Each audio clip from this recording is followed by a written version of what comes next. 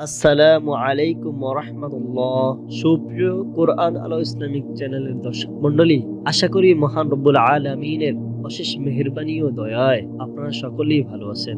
সম্মানিত প্রিয় দর্শক, শবে বরাত নিয়ে আজকে আপনাদের সম্মুখে 6টি বিষয় নিয়ে আলোচনা করব ইনশাআল্লাহ। 1 নাম্বার, শবে বরাত কখন শুরু হয় এবং কখন শেষ হয়। 2 নাম্বার, কি কি আমল করব ইনশাআল্লাহ। 3 নাম্বার, মহিলারা কিভাবে নামাজ পড়বেন এবং কিভাবে নিয়ত করবেন। 4 নাম্বার, কি কি নামাজ পড়বেন এবং কয় রাকাত করে পড়বেন। 5 নাম্বার, কখন দোয়া করবেন এবং 6 নাম্বার, কয়টি রোজা রাখবেন। সবগুলো আলোচনা করার পূর্বে একটি কথা আমরা জেনে নেই, মনে রাখতে হবে কখনো লোক দেখানো কোনো ইবাদত করা যাবে না, এবং রাত্রিতে কয় রাকাত নামাজ পড়েছি, কি কি আমল করেছি, এটা দিনের বেলা কাউকে এভাবে বলা যাবে না আজকে আমি অনেক রাকাত নামাজ পড়েছি, আজকে আমি এই আমল করেছি, ওই আমল করেছি, এটা করেছি, সেটা করেছি, এমন ভাবে অহংকারিত ভাবে কাউকে কোনো কিছু বলা যাবে না। তো প্রিয় দর্শক, এখন আমরা শুনবো শবে বরাত কখন শুরু হয় এবং কখন শেষ হয়। আমরা সকলে জানি আরবি তারিখ শুরু হয় প্রত্যেক দিন মাগরিবের নামাজ শুরু হওয়ার সাথে সাথেই, মাগরিবের রক্ত শুরু হওয়ার সাথে সাথেই শবে বরাত শুরু হয়ে যাবে, এবং এই রাত্রেই যখন ফজরের আজান দেওয়া হবে, আজানের পূর্বেই যখন ফজরের ওয়াক্ত শুরু হবে, তখনই এই শবে বরাতের ওয়াক্ত শেষ হয়ে যাবে। তাই আমরা যতই আমল করবো না কেন, মাগরিব থেকে নিয়ে ফজরের ওয়াক্ত শুরু হওয়ার আগ পর্যন্ত এর মধ্যে আমরা সব আমলগুলো করব। আল্লাহ তাআলা আমাদেরকে এভাবে এই সময়ের মধ্যে সমস্ত আমলগুলো করার জন্য তৌফিক দান করুন, আমিন। প্রিয় দর্শক, আমরা 2 নম্বর জানবো কি কি আমল করব। তো আমরা আসলে তাসবিহ পড়তে পারি, যেমন গুরুত্বপূর্ণ এবং ফজিলতপূর্ণ অনেক তাসবিহ রয়েছে। তার মধ্যে একটি বলি, যেমন একটি তাসবিহ রয়েছে জাযাল্লাহু আন্না মুহাম্মাদা মা হুয়া আহলুহু। এই দোয়াটা পড়লে আল্লাহ তাআলা আপনাদের জন্য 70 জন ফেরেশতা নিযুক্ত করে দিবেন, যারা 1000 দিন পর্যন্ত আপনার জন্য সওয়াব লিখতে লিখতে তারা ক্লান্ত হয়ে যাবে। তাহলে যদি একবার পড়লে যদি এমন হয় 1000 দিন পর্যন্ত 70 জন ফেরেশতা সওয়াব লিখতে লিখতে ক্লান্ত হয়ে যায়, তাহলে 100 বার পড়লে কত হবে? অনেক বেশি হবে। তাহলে আমরা আরো বেশি পড়তে পারবো, যেহেতু এটা অল্প সময়ের মধ্যে পড়া যায়। এবং আমরা 20 লক্ষ নেকির দোয়া পড়তে পারি, যেমন লা ইলাহা ইল্লাল্লাহু ওয়াহদাহু লা শারীকা লাহু আহাদান সামাদান লাম ইয়ালিদ ওয়া লাম ইউলাদ ওয়া লাম ইয়াকুল লাহু কুফুয়ান আহাদ। এই দোয়াটা একবার পড়লে 20 লক্ষ নেকি হয়। তাহলে এটা যদি আমরা 100 বার পড়ি তাহলে কত নেকি হবে আল্লাহ তাআলা ভালো জানেন। তেমনি ভাবে আরো ফজিলতপূর্ণ, আরো যত রকমের গুরুত্বপূর্ণ, অনেক বেশি ফজিলতপূর্ণ যে তসবিহগুলো রয়েছে, সেই তসবিহগুলো আমরা পড়বো। সাথে আস্তাগফিরুল্লাহ পড়তে পারি, শুধু আস্তাগফিরুল্লাহ আস্তাগফিরুল্লাহ 500 বার, 1000 পড়ার 1000 বার পড়ার কোনো সমস্যা নেই। লা হাওলা ওয়ালা কুওয়াতা ইল্লা বিল্লাহিল আলিয়্যিল আযীম 200 বার পড়েন, 500 বার পড়েন, 1000 বার পড়েন, কোনো সমস্যা নেই। তো যত বেশি পড়বেন আল্লাহ তাআলা তত ধনভান্ডার আপনার সামনে চলে আসবে ইনশাআল্লাহ। তো আরো অনেক এরকম অনেক তাসবিহ রয়েছে, যেমন সুবহানাল্লাহি বিহামদিহি সুবহানাল্লাহিল আযীম ওয়া বিহামদিহি আস্তাগফিরুল্লাহ।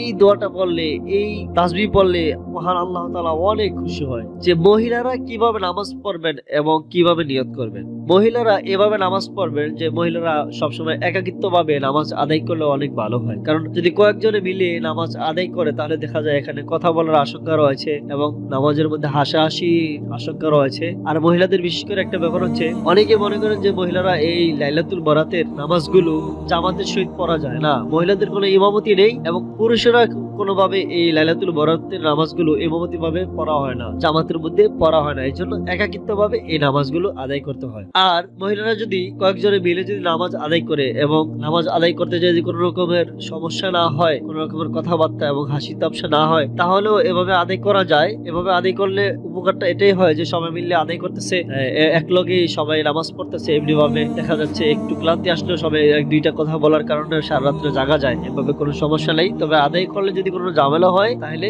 সবাই মিলে নামাজ আদায় করা যাবে না। তাহলে মহিলারা এই রাত্রে নামাজগুলোর নিয়ত কিভাবে করবে? এই রাত্রে এই নামাজগুলোর নিয়ত এভাবে করবেন যে আমরা যারা আরবিতে নিয়ত করার চেষ্টা করি, আমরা আরবিতে নিয়তটা করব না। কারণ আরবিতে যদি আমাদের জের জবর পেশ ভুল হয়ে যায়, তাহলে অর্থ ভুল হয়ে যাবে, নিয়তটা তাহলে শুদ্ধ হবে না। আর নিয়ত যদি শুদ্ধ না হয়, তাহলে আমাদের নামাজগুলো হবে না, কারণ নিয়ত শুদ্ধ হওয়া ফরজ। এখন যদি আমরা নিয়ত ভুল করি, তাহলে আমাদের নামাজটা শুদ্ধ হবে না। এই জন্য আমরা যেহেতু বাঙালি, আর বাংলা এবং ভাষা মহান আল্লাহ তাআলা অবশ্যই বোঝেন, আল্লাহ যে কোনো ভাষায় বোঝেন, আপনি বাংলায় নিয়ত করবেন যে আমি কিবলামুখী হয়ে লাইলাতুল বরাতের 2 রাকাত নফল নামাজ আদায় করতেছি, আল্লাহু আকবার। এমনি ভাবে বলবেন যে আমি কিবলামুখী হয়ে 4 রাকাত সালাত তাসবিহ নামাজ আদায় করতেছি, আল্লাহু আকবার। এমনি ভাবে আমি কিবলামুখী হয়ে তাহাজ্জুদ নামাজ আদায় করতেছি, আল্লাহু আকবার। এমনি ভাবে আমরা যখন বাংলায় নিয়ত করব আমাদের নিয়তগুলো শুদ্ধ হয়ে যাবে। শুধু এই নফল নামাজে যে বাংলা নিয়ত করবে এমন না, আমরা যে কোনো নামাজের জন্য বাংলা নিয়ত করবো, কারণ আমরা আরবিটা শুদ্ধভাবে পারি না। আর যারা আরবিটা শুদ্ধভাবে পারেন, আরবিতে নিয়ত করলে কোনো সমস্যা নেই। যারা আরবিতে নিয়তটা পারেন না তারা বাংলা ভাবে করবেন, তাহলে নিয়তটা শুদ্ধ হবে। তো নম্বর হচ্ছে এই রাত্রে আমরা কোরআন তেলাওয়াত করব। যে কোরআনের যে কোনো জায়গা থেকে আপনি তেলাওয়াত করতে পারেন, কোনো সমস্যা নেই। আপনি পুরা কোরআন যদি পুরো রাত্রে তেলাওয়াত করেন কোনো সমস্যা নেই। যে কোনো সূরা পড়লেই ফজিলত হয় এবং বড় বড় সূরাগুলো পড়তে পারেন, যেমন সূরা ইয়াসিন পড়তে পারেন, সূরা রহমান পড়তে পারেন, সূরা ওয়াকিয়া পড়তে পারেন, তারপরে হচ্ছে সূরা মুলক পড়তে পারেন, সূরা মুজাম্মিল ইত্যাদি। আপনার যে সূরা পড়তে মনে চায় আপনি দেখে দেখে পড়বেন, কোনো সমস্যা নেই। কোরআন পড়ার সাথে সাথে চোখের পানি ফেলাইবেন, আল্লাহর কাছে বলবেন, আপনার মনের কথাগুলো বলবেন, আল্লাহ তাআলা আপনার মনের আশাগুলো কবুল করবেন ইনশাআল্লাহ। প্রিয় দর্শক মণ্ডলী, কি কি নামাজ আদায় করবেন এই রাত্রে? লাইলাতুল বরাতের নামাজ তো অবশ্যই পড়বেন। লাইলাতুল বরাতের নামাজ দুই রাকাত করে নামাজ পড়বেন। যেমন আমি ক্যামেরার দিকে হয়ে 2 রাকাত লাইলাতুল বরাতের নামাজ পড়তেছি, আল্লাহু আকবার। এভাবে 2 করে রাকাত নামাজ পড়লে অনেক সওয়াব বেশি হয়। আর নামাজের মধ্যে তাড়াহুড়া বেশি রাকাত পড়ার আশা না করে আপনি আস্তে ধীরে নামাজ আদায় করবেন, সহি শুদ্ধভাবে নামাজ আদায় করবেন। বেশি রাকাতের আশায় যদি তাড়াহুড়া করেন, দেখা যাচ্ছে কি আপনার হরফগুলো উচ্চারণ হলো না, আয়াতটা সুন্দর হলো না, তাহলে আপনার নামাজ পড়ার জায়গায় আপনার উল্টা গুনাহ হবে। এর জন্য সহি শুদ্ধভাবে আমরা অল্প পড়ি, অল্প আমলেই নাজাতের জন্য যথেষ্ট হবে যদি শুদ্ধ হয়। তো এই রাত্রে আমরা সালাত তাসবিহ নামাজ পড়তে পারি। সালাত তাসবিহ নামাজ পড়লে যেমন কি হয় যে 10 রকমের গুনাহ আল্লাহ তাআলা মাফ করে দেন। নবী করিম সাল্লাল্লাহু আলাইহি সাল্লাম ঘোষণা করেছেন যে কোনো ব্যক্তি যেন জীবনে একবার হলো সালাত তাসবিহ নামাজ আদায় করতে পারে। এই জন্য সালাতুত তাসবিহ নামাজটা অবশ্যই আদায় করবেন এই রাত্রে। অনেক গুরুত্বপূর্ণ একটি নামাজ। এই নামাজ পড়ে আপনি আল্লাহর কাছে যা চাইবেন ইনশাআল্লাহ তাই পাবেন। দুই সালাতুল হাজত নামাজ আদায় করতে পারেন। যেমন সালাতুল হাজত নামাজ আদায় করে আল্লাহর কাছে আপনি যা চাইবেন, আপনার চাহিদার নামাজ আপনি আপনার আল্লাহর কাছে পড়লেন, চাহিদার নামাজ পড়ে আল্লাহর কাছে নিজের চাহিদা ব্যক্ত করলেন, আল্লাহ আপনার চাহিদা পূরণ করে দিবেন।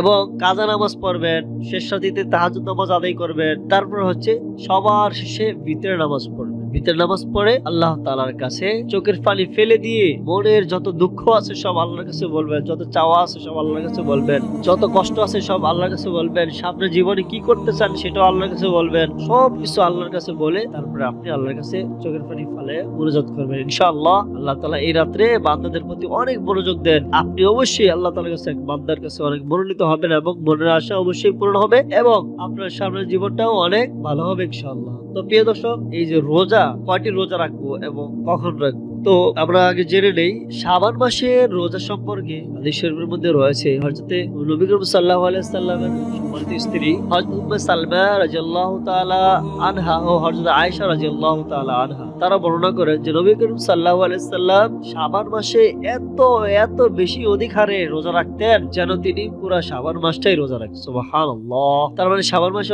অনেক রোজা রাখতেন। আর শাবান মাসেই রমজান মাসের প্রস্তুতি নিতে হয়। এই জন্য শাবান মাসে বেশি রোজা রাখতেন যাতে রমজান মাসে রোজা রাখতে কষ্ট না হয়। আর আমরা শবে বরাতের কয়টি রোজা রাখবো? শবে বরাতের রোজার ব্যাপারে বলা হয়েছে, নবী করিম সাল্লাল্লাহু আলাইহি সাল্লাম বলছেন, যখন শবে বরাত চলে আসে কুমু লাইলাহা ওয়া সুমু ইয়াওমাহা, তোমরা শবে বরাতের রাত্রিতে আল্লাহ তাআলার কাছে বেশি ইবাদত করো, জাগ্রত হয়ে বেশি ইবাদত করো। আর সুমু ইয়াওমাহা, তোমরা ওই দিনই শবে বরাতের রাত্রের পরের যে দিনটা আছে এই দিনটাই তোমরা কি করো, রাতের পরে যে দিন আসে এই দিনটা তোমরা রোজা রাখো। মাত্র একটি মাত্র দিন রোজা রাখতে হবে, তাহলে আল্লাহ তাআলা আমাদেরকে অবশ্যই অনেক ফায়দা দিবেন। প্রিয় দর্শক,